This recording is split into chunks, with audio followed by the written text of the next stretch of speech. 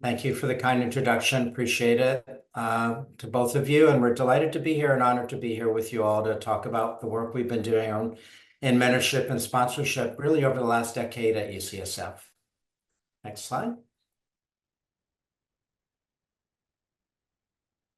So the talk today will be in two parts. I'll start off by talking about the work that I have done over the last decade or so in terms of building and supporting a culture of mentorship at UCSF. This will obviously be a brief tour through what we've done, and hopefully we'll have some time in the Q&A. If you have some questions, we can do a little bit of a deeper dive in.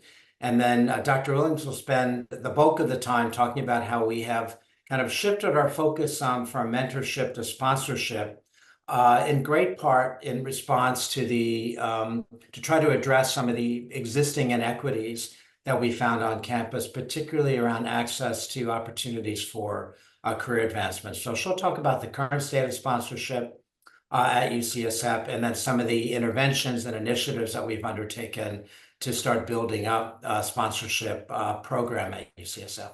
Next slide, please. So I think it's now accepted that a paradigm shift has occurred, as Dish writes in 2018, from mentoring as a nicety to mentoring as a professional responsibility. I expect it in an organization's culture. And our goal in creating the UCSF Faculty Mentoring Program was to build and support a culture of mentorship at UCSF.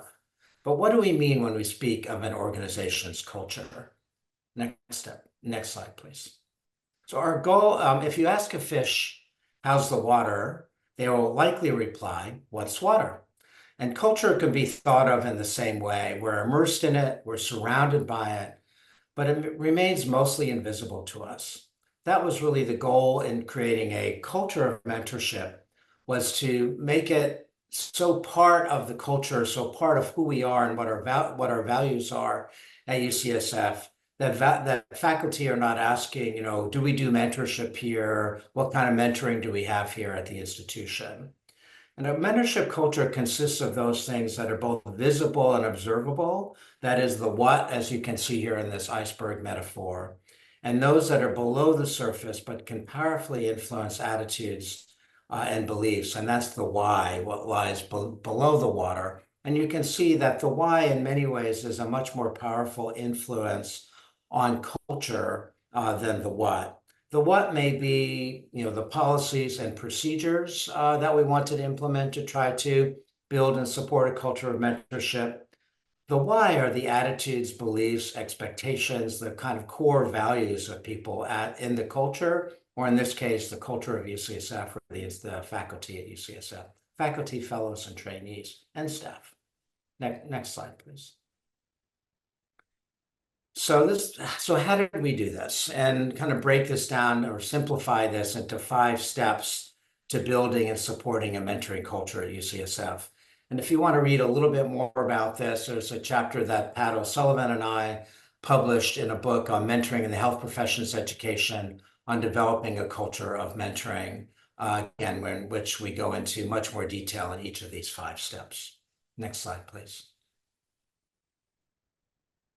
So we're academics. We like to be data-driven. So we started with data.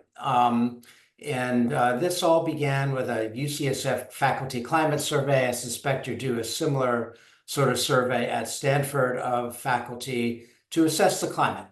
And this climate survey, somehow somebody had the clever idea to ask about mentorship really back before we were really talking about this, or before it really had hit the radar in any other academic health centers around the country.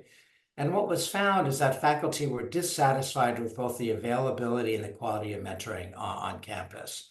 In fact, 2/3 were dissatisfied with the mentoring available to them, and only 12% of faculty felt that UCSF did a good job providing formal mentoring. Believe it or not, this ranked lower than parking, childcare, and many other things that are significant dissatisfiers for faculty. And Dr. Michael Bishop, Nobel Prize winner at UCSF, was the chancellor at the time, decided to actually respond to this feedback from faculty and created an academic senate task force that led to the development and the founding, the creation of the faculty mentoring program. And I was fortunate enough to be asked to create that program and lead it for the last decade. Next slide, please. Step two, of course, is try to engage the stakeholders. I did this at both levels to both engage leaders, department chairs, division chiefs, deans, etc. And I should mention that this program cuts across all four of the professional schools at UCSF. So there are also sort of these microcultures within UCSF. We have the School of Medicine, which of course is the dominant school, but also a program was developed for School of Nursing, School of Pharmacy, and School of Dentistry. And we didn't have that support when we launched the program. In fact, one quote I heard often was another unfunded mandate from the administration. So it's from a chair of a very large department at UCSF. I am proud to say that he was a convert after a few years. Next slide, please. The third step, of course, is we had to decide what we were going to do. How are we going to respond to this need? And there is a variety of models out there, predominantly in the business world, about mentoring programs. So I read the Harvard Business Review. I went down to Genentech, which was close, and actually had a very robust mentorship program there, and learned what they were doing and why they were doing it and how they were doing it. And I settled on a more traditional dyadic model. Often when we talk about mentorship, this is what we think about, this pairing of more senior, experienced mentor with a more junior protege. So this dyadic model, obviously more resource intensive, but I think the best model really addresses the needs most robustly for faculty. We focused on career mentoring for assistant professors. Why assistant professors? They're new into the institution. They're trying to launch their careers. They're at a more vulnerable stage of their career, although we could talk about associate professor and full professor as continuing needs for mentorship. And career mentoring, I'll talk about a little bit more in a second, why we focused on career mentorship. The career mentor-mentee pairs are assigned or approved by a departmental mentoring facilitator. So we went to department chairs or division chiefs in the case of large divisions and said, you need to appoint somebody who's going to be overseeing mentoring. Sometimes it was mentoring and faculty development in your department and division.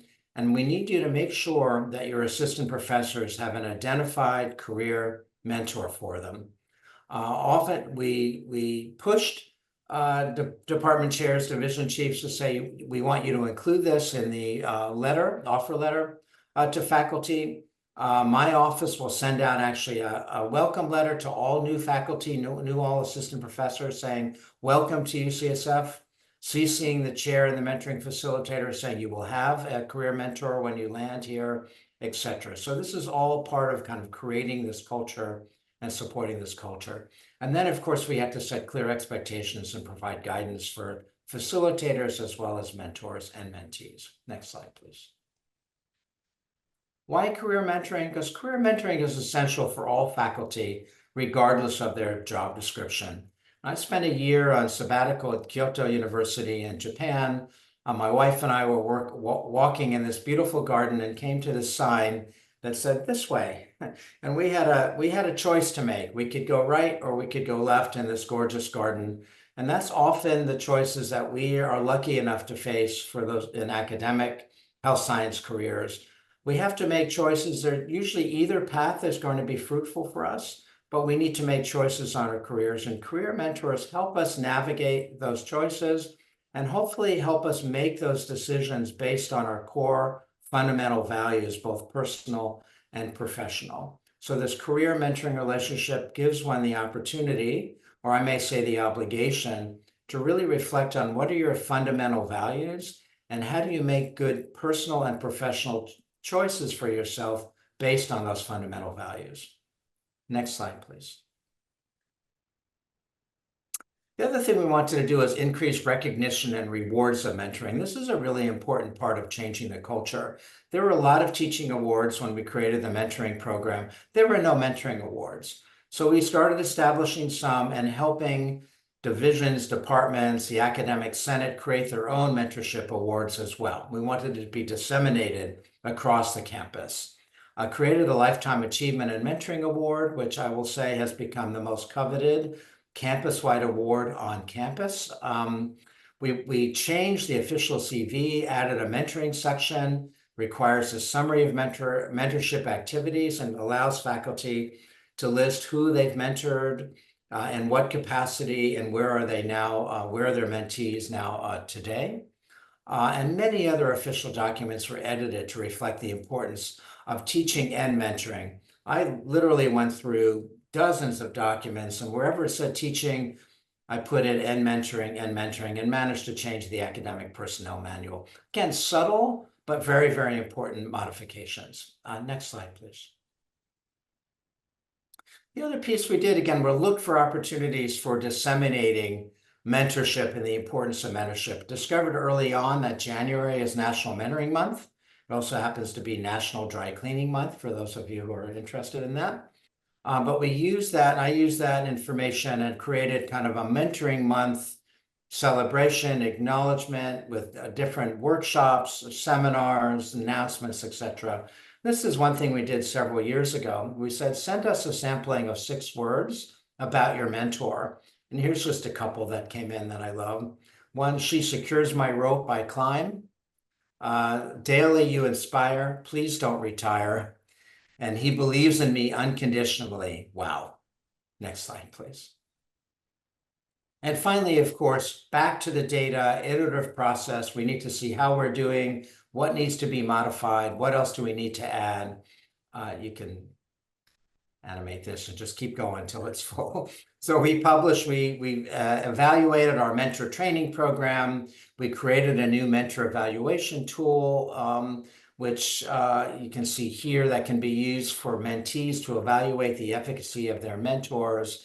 And we use climate survey as well, repeat climate surveys to try to see how we're doing. Have we improved faculty attitudes about access to and quality of mentorship on campus? Next slide, please. So I always hold my breath when these repeat climate surveys come out to see how we're doing, and I'm interested in feedback from faculty. Well, we have found in repeated climate surveys that faculty with mentors report more satisfaction with the career and with UCSF than those of similar rank without mentors, that now more than 2/3, so we went from 12% to 2/3 now report mentoring is very or somewhat important in making their experience at UCSF positive, and they're satisfied with the mentoring climate at UCSF. And interestingly, we found that women and underrepresented and health sciences faculty were even more likely to report that mentoring has been important in making their experience at UCSF positive. However, the last climate survey also found, and I quote from this climate survey, although programs are available to improve professional development for women and URM faculty on campus, individuals from these groups are still significantly underrepresented in leadership positions. So what is going on? Mentorship matters and has made a difference, but there's still a gap. And to address this gap, Dr. Williams and I, with some more exploration, and she will dive into this now, decided we need to explore how to implement sponsorship to try to address this gap in opportunities for career advancement. Turn it over to you, Mia. Thanks, Mitch. So we had this charge. There's this concept that sponsorship is going to be important, and we're going to be talking a little bit more about that. But let's start with a bit of orientation to what sponsorship is and kind of where things stood in terms of the literature before we started doing our work. So you may have heard of this term sponsorship, and what it is it's the active, I'm going to highlight again, the active support and advocacy by a person who's strategically positioned or in an influential position to protect and champion the career advancement of an individual. As you can imagine, the person who's doing that sponsorship is called the sponsor, and the person who's receiving that sponsorship is called the sponsee.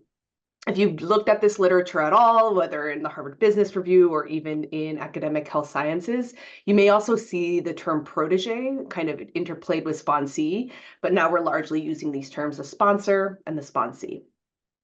And we're talking about mentorship and we're talking about sponsorship. And often this question arises, so how do they compare?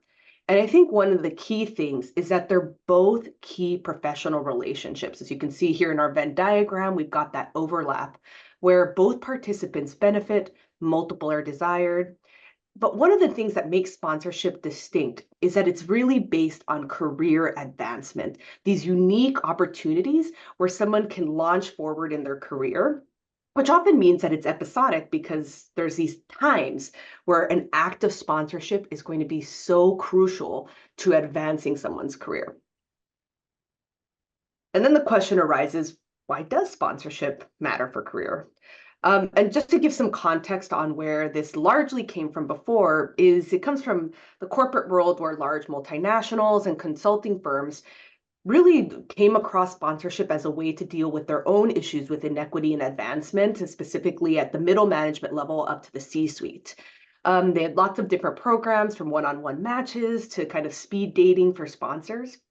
And overall, what they've found in their programs is that there are sponsorship activities, providing resources, protecting and supporting someone, and expanding opportunities that ultimately led to people having stronger networks they wouldn't have had otherwise, actually having an increased confidence in their own capability to do their job and do jobs that are above where they were before, which then created kind of a spiral in this synergy to going ahead and having further opportunities. So you have a faculty member starting here, and with these acts of sponsorship, really able to advance to the place that they want to be in their career. And so we had this kind of framework from the corporate world, and we're thinking about how do we transition it to UCSF? And it being UCSF and the charge we had from the climate survey, really wanting to think about that with a big focus and a lens on equity. So many of you have probably seen a diagram like this. You've either heard it called the leaky pipeline or pathway. And what we know in the academic health sciences is that there's a certain pool of women and those historically excluded in the health sciences, which I'll use the term URHS, who start out, whether in medical school, then they join faculty. Fewer then become full professors, then fewer than proportionally to the actual population of the faculty become division chiefs, and so on and so forth, all the way to the dean's level. And so we know that women in URHS faculty face disparities in advancement, retention, and promotion. And what we hypothesize is that a contributor to these inequities is the fact that faculty with these identities receive less sponsorship compared to their peers. And so as we've been thinking about this, we reviewed qualitative data that was looking at faculty experiences with sponsorship, and have kind of built this mental model around how sponsorship works in the academic health sciences. So we've got a jungle gym, and there are different journeys to the same place up at the top. And just to name, almost like Mitch was saying about the signs in the two directions, what that place you want to go is going to be different for everyone. But depending on what identities you hold, the journey to the top is going to be different. So if you look over here to the right side, we're going to have men and non-underrepresented in the health sciences faculty. And what you can see there is that there are steps, the rungs are closer together.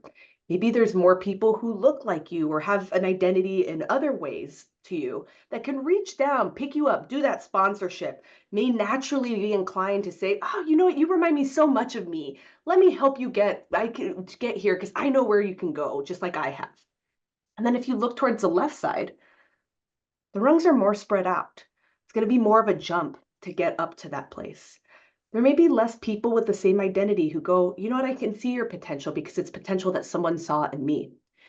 And that's kind of the model we built for this. And one thing that I really want to highlight in our diagram is that crossover happens. We know this already happens in sponsorship and career advancement for our faculty members. There are people on each side going over to help each other.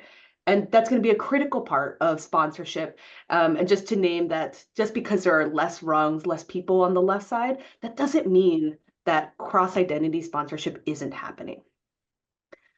And that led us to go, what do we actually know about sponsorship at UCSF? What are the knowledge, the behaviors, and perceptions of sponsorship? at a large academic health sciences university, aka UCSF.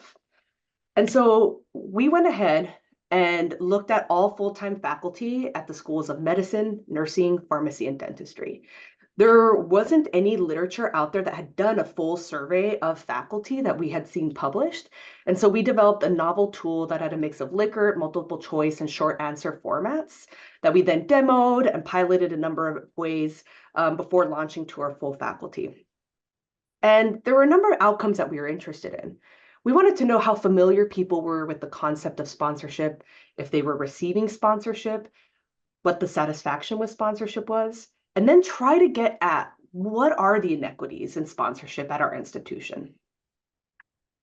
So we launched our survey in March of 2020. Great time to try to get a robust response from health sciences faculty. And we're really grateful for the 903 faculty who did respond. And the population that responded was very representative of our faculty at UCSF. Around 53% identified as women and about 10% identified as URHS. I put that asterisk there because that's now increased to 13%. And then across rank, 34% were assistant, 23 were associate, and 42% were full. And so we got this pool and we wanted to think, okay, what's a familiarity, ever had a sponsor, ever received an act of sponsorship? And I'm going to walk you through this diagram. I want you to first focus on these blue lines on the bar chart. That's prior familiarity with sponsorship. So somewhat to our surprise, when we asked about, prior to this survey, were you familiar with the concept of sponsorship? Assistant professors were the most familiar with it, then associate, then a drop down to full professors. Somebody said, and then because of what we knew about sponsorship, where the term might be new to people, we then wanted to go through and ask this in different ways. So then we said, have you ever had a sponsor? So you can see, again, the assistants are saying they have a sponsor, a little bit less than the associate, a little bit less than the full professors.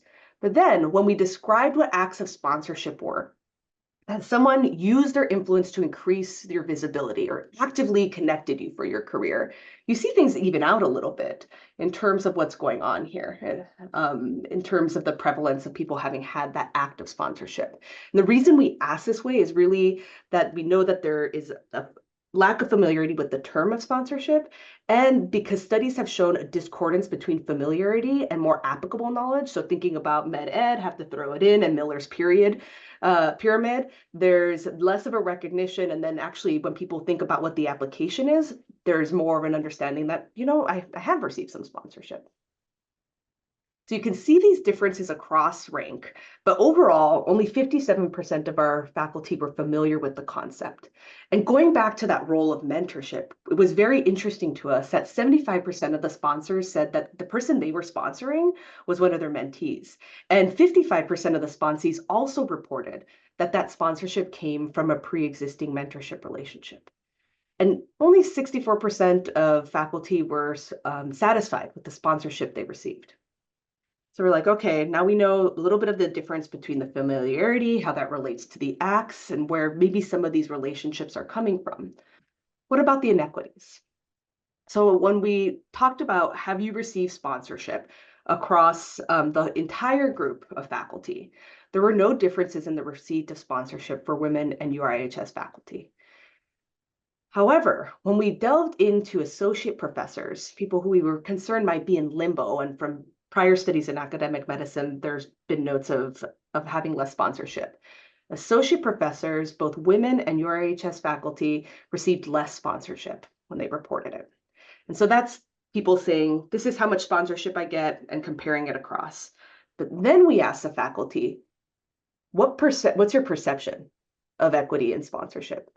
And over half the faculty felt like women received less sponsorship, and 46% felt that URHS received less sponsorship. And you may be going, well, 50% said that they do receive as much or equal, but the part of the majority of what happened in the middle was, I don't know if they receive more or less. So really it was this sense from the faculty that there is a disparity in how sponsorship is being doled out. And that came through even stronger in some of the quotes we got in those short answer questions. Our biases around what a particular person should look like for particular roles keeps us from sponsoring certain people who have not served in these roles previously? In my division, I'm under the impression that if a few of the top people like you, then you're going to be sponsored and your career will go far. Those people are the deciders. And then I was never sponsored. That's the problem, right? So at the end of looking at our survey data, what we found is that the majority of faculty did have prior familiarity, but there was this inverse relationship between seniority and familiarity with sponsorship, which is really crucial if you think about who is positioned to deliver that sponsorship. The people who have that more sway within institution, who have that institutional power. We also found that there were possible disparities in receipt of sponsorship for women in URIHS faculty at the associate level. And there's this really powerful difference between self-reported personal experiences and these perceptions of inequity. So we took this zoomed in photo at UCSF, but pretty large still. And in looking through the literature as we were developing the survey, we also wanted to ask, you know what do we know about sponsorship and equity in the academic health sciences? Because many of you may have seen articles about it, but so many of them are editorials commenting on sponsorship is going to cure all, or we need to do sponsorship. And so we wanted to see out of studies that were providing unique research, does sponsorship promote equity in career advancement? So we did a scoping review looking at PubMed, Web of Science, and Embase.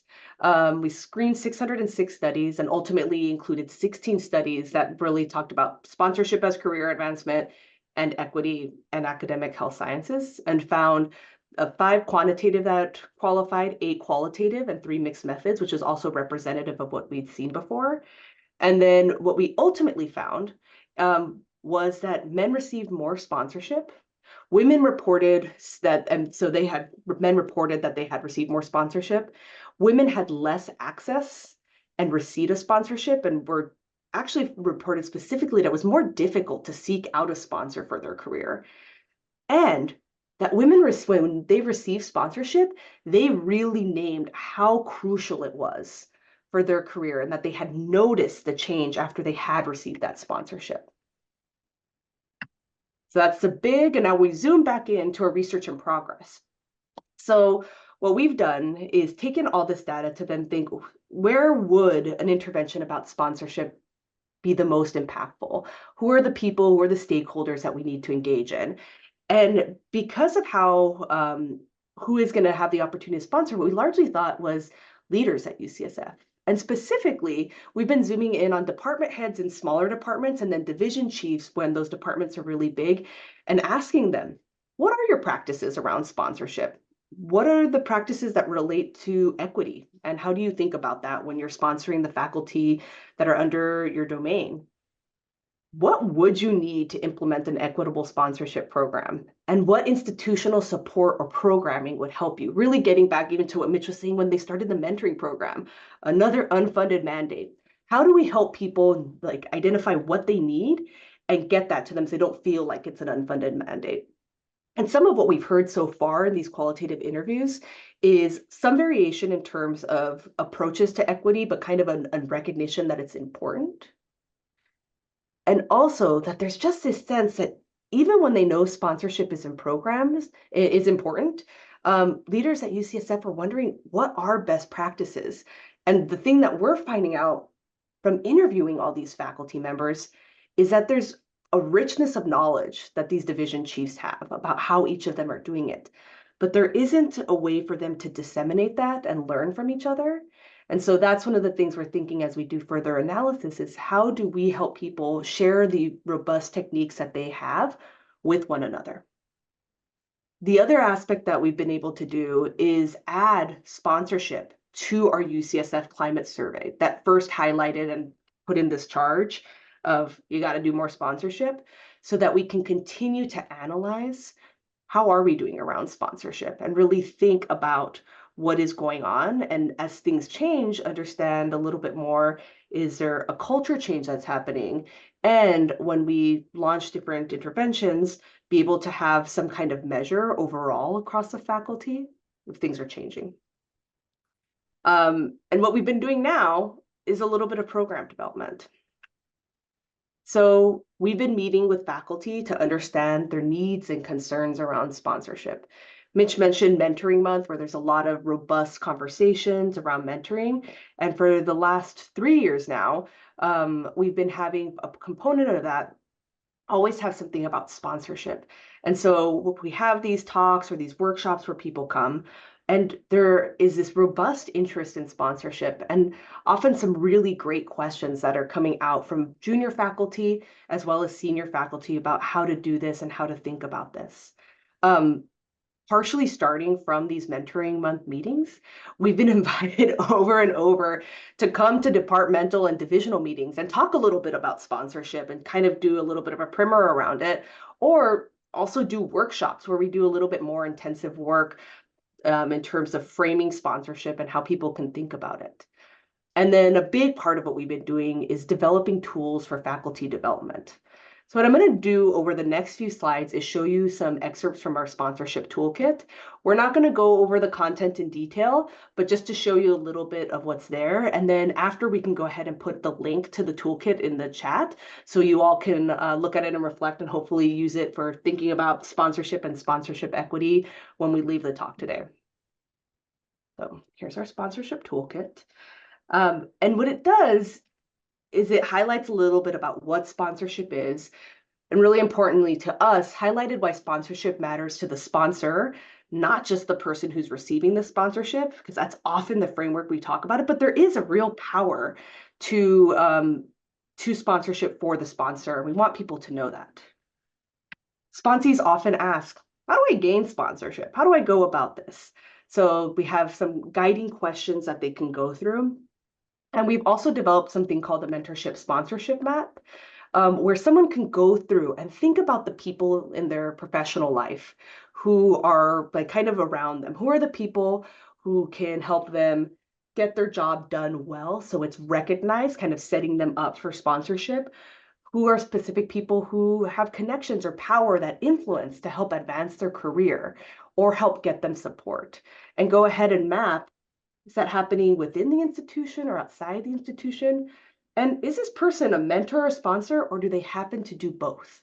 And so kind of giving a framework to map, if I wanted, as I'm going about that next step in my career, who are the people that I need to be updating? Who are the people who can help me get where I want to go?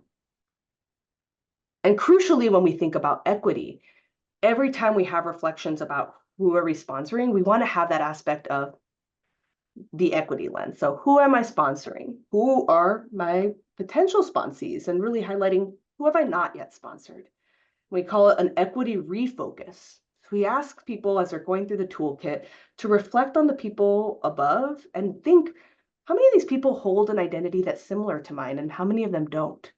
And then also consider this other part, at least from our survey that we found, of people who are not receiving sponsorship, that maybe are less visible for their identities or other reasons and need sponsorship from the leaders that they work with.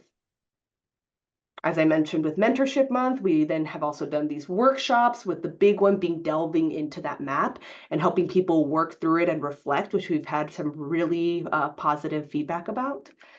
And that leads us to where we are now. So what have we learned? Mentorship and sponsorship are both crucial for facilitating equitable career advancement.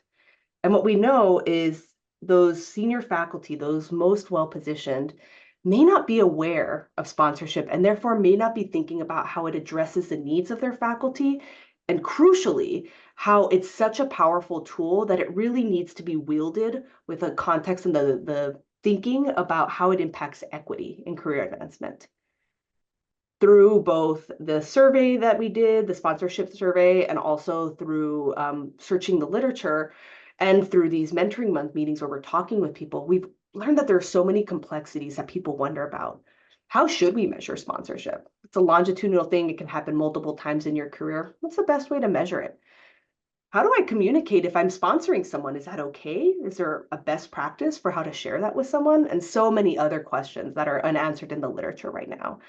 And because of that, we need studies that actually assess sponsorship interventions in academic medicine, not just talking about sponsorship and how it's impacting, but I think we're really at the point where we need to think about what will an intervention look like? And then how do we measure that impact and track it to make sure that it's impacting equity the way we all want it to? So what that means at UCSF is that we're considering how sponsorship could potentially be built into existing mentorship programs and then facilitated at the department or division level, depending on the size. And then outside of UCSF, we really think that this is context specific. Then the questions that we're hoping that different institutions ask themselves is, what do you know about your sponsorship culture? What's under that iceberg? And what existing programs could facilitate increasing equitable sponsorship? And if there aren't any of those existing programs, what do you need to do? What would work best to help facilitate building some kind of sponsorship program or sponsorship culture? And so now with closing, we're really thankful to have had this time to talk with you all, and look forward to questions.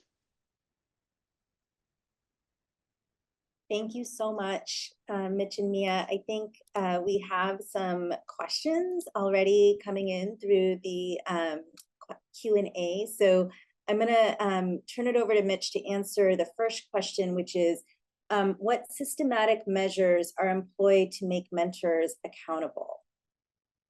Yeah, so I saw that in the Q&A. It's a very good question. And because from our central office, we're overseeing all the UCSF faculty, this has been kind of delegated to the mentoring facilitator. So the role of the facilitator in the department or division is to both do the pairing of the mentors, mentees, again, with a focus on the assistant professors from day one of starting their job at UCSF.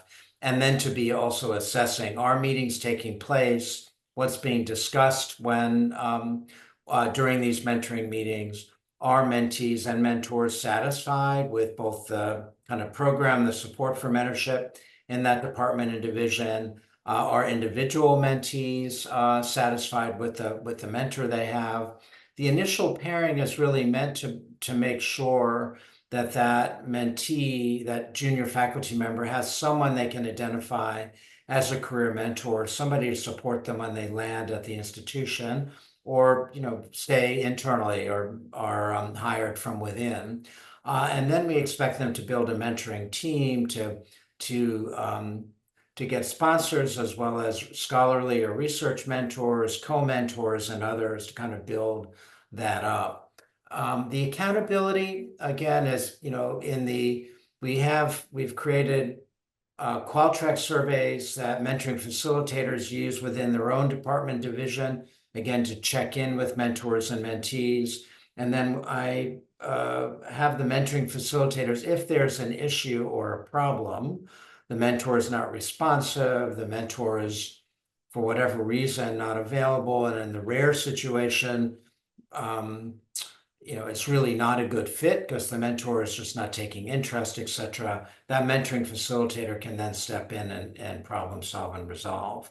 The facilitator is not the boss or the chief, and the career mentor is not the boss or the chief either. It needs to be a more senior faculty member who's not in that direct reporting line with the faculty member. Again, the last thing I'll just say about accountability, sort of part of creating this culture. That this is why faculty are at UCSF. This is what they come to accept. This is kind of who we are and what we do. Are there some who don't want to buy into that? Always, but I will say it's really a rare number of faculty who say, I'm not interested in being a mentor. I'm not committed to helping the next generation. That's quite unusual. Thanks for the question. Thank you so much, Mitch. I think kind of related question, but we talk a lot about these categories: mentor, sponsor, but the third category is actually coach. And so someone asked a question that was very insightful, which is, can you compare sponsorship versus coaching approaches for career development? I'll give a very quick pat answer, and then I'll let Dr. Williams expand on that. There's one way of thinking about this is that a mentor talks with you, a sponsor talks about you, and a coach talks to you.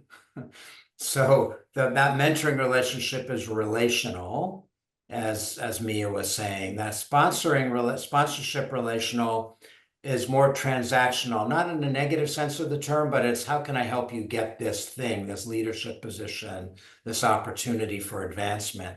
And then the coach, more traditionally, right, teaches you how to do stuff. It coaches you how to respond to a situation, not necessarily a relational or transactional. It's a different kind of relationship than the mentor and sponsor. And I think all three roles are critically important for faculty and for anybody in both terms of their personal and professional development.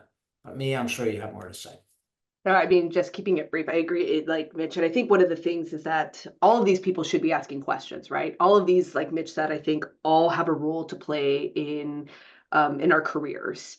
And often the way a coach and a mentor are helping is the questions they're asking is about you, is these insightful questions that help you recognize where you want to go, maybe recognize patterns in what you're doing that you may want to do differently for a coach. And the question the sponsor may be asking is, where do you want to go? Not like where and how do I help you get there? And really what they're doing is that's just so that they can do the act. The power of the sponsor is because they are the one who is taking that data and making it possible with this active engagement around unique opportunities to help take your career from here all the way over here, but really highlighting the importance of all of those different kind of relationships. Yeah, I'll just add one more thing. In our division, in the Division of General Medicine, General Internal Medicine, we've had a couple of junior faculty, now mid-career actually, just promoted associate professor, have been trained up as coaches, formally trained and kind of certified coaches, who have made themselves available and got some intramural funding to do coaching for DGIM faculty, as well as some other junior faculty outside, but primarily starting with DGIM junior faculty. And that's been layered on top of or alongside of the junior faculty who all have robust mentoring relationships. And the feedback I have seen and have heard is that the addition of coaching has been super helpful, particularly during COVID and all the stresses of COVID and all the questioning we all did about our lives and careers during COVID, to help junior faculty really clarify kind of where are they going in their career, what kind of supports, and particularly focused on personal, professional integration and balance, and kind of more of a deeper reflection on values. So I think the coaching just beautifully complements mentorship and sponsorship. Thank you both. A question that many of us ask, especially in the mentorship professional development space, is funding. So do you think about funding? How do you think about funding? I think Dr. Nasca asked, where is sponsorship funding and where does it come from? But I think more broadly, people often think about, do you protect time for the mentee to participate in these programs? Do you protect time of the mentor? Do you protect time of the mentorship facilitator? How do you think about, like, someone who's a very thoughtful leader might be a sponsor for so many people? Is there a way that you protect that kind of time and initiative that people do, or is that part of just our being good citizens? So just wanted to get your thoughts on that as well. Yes and yes.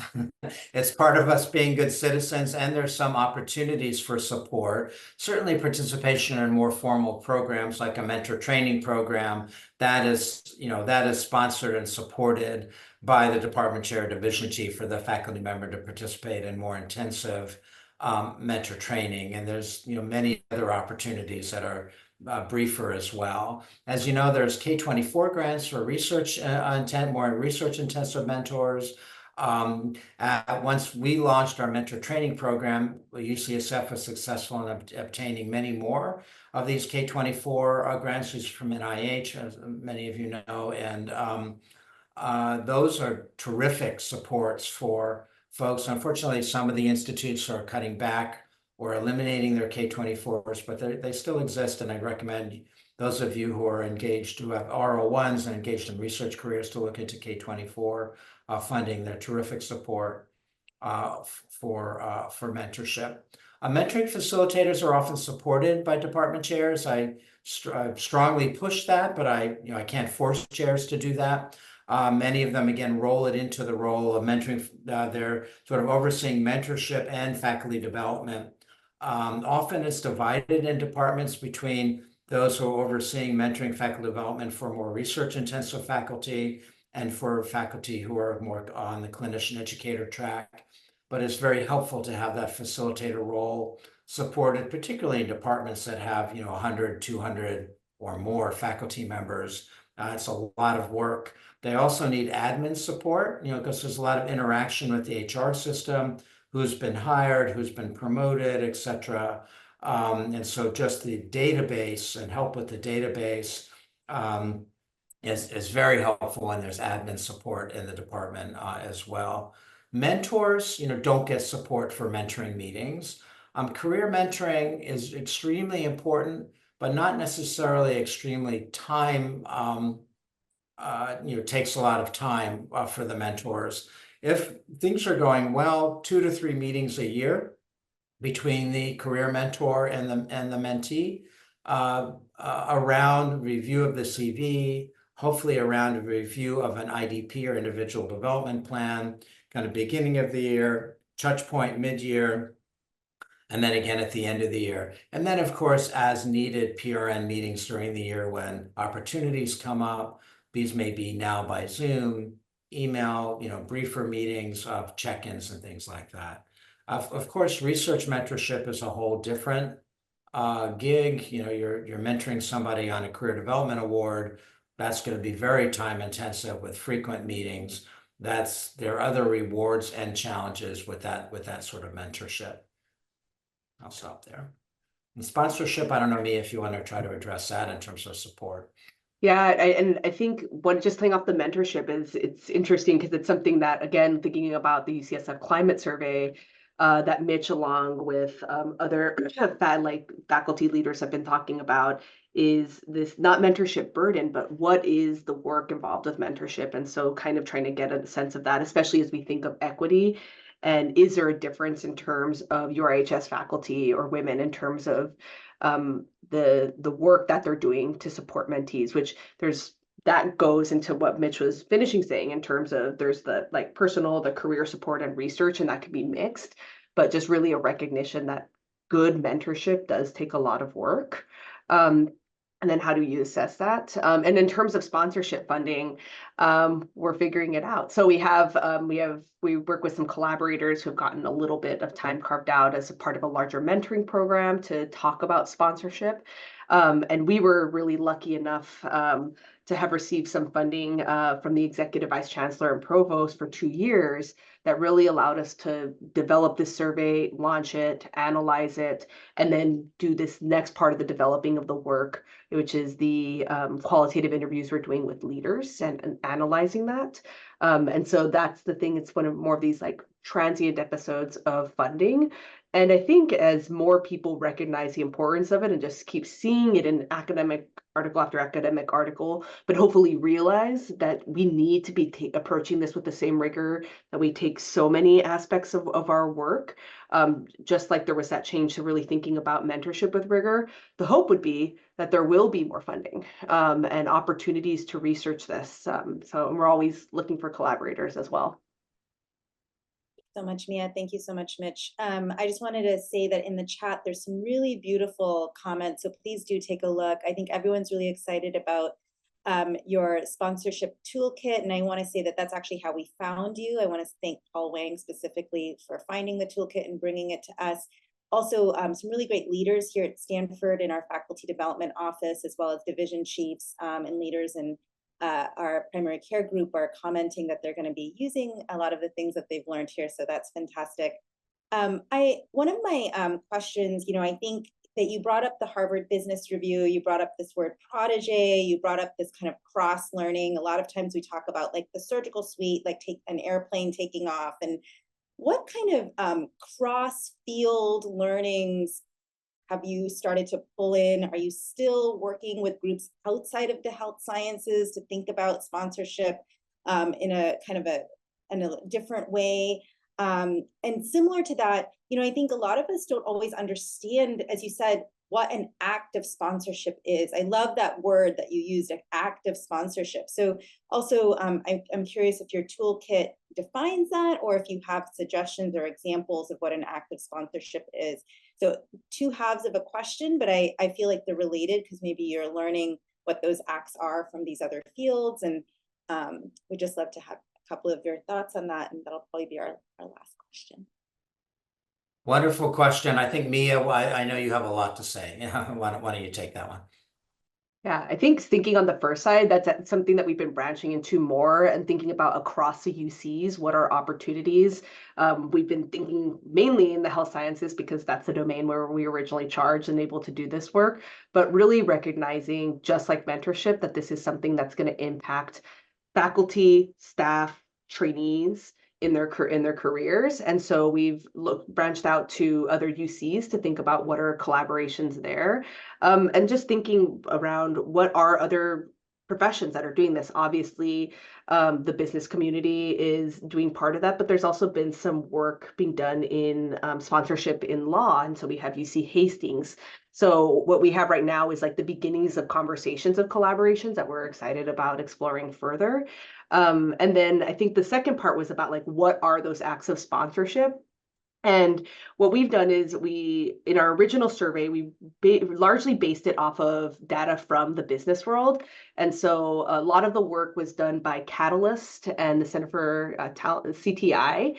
And so Sylvia Hewlett is one of the major people who's kind of developed a framework for this. So the four main categories that we used in our survey was a sponsor using their influence to increase someone's visibility.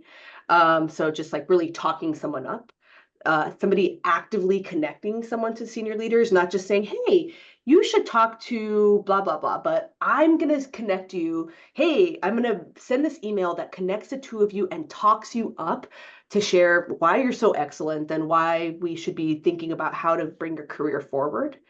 Advocating for someone to get a position, let's say they're applying for a division chief role or something like that, to say, I put my faith in this person.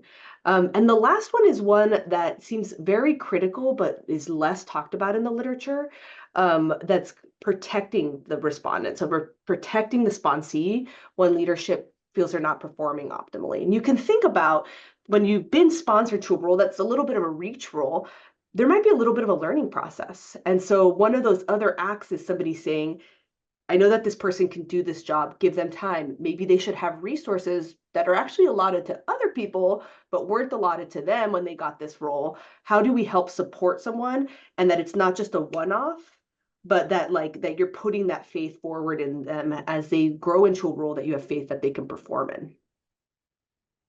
That is so beautiful. Thank you, Mia. And thank you so much, Mia and Mitch, for sharing your amazing work at UCSF. It's really nice to learn together and to partner together. I think the work that you're doing is critical for our workforce to stay healthy long term, and we're grateful. So thank you. Thank you so much for having us. It's been a pleasure. Thank you for some great questions. All right. Have a wonderful day. All right. Everybody. Thank you. The preceding program is copyrighted by the Board of Trustees of the Leland Stanford Junior University. Please visit us at med.stanford.edu.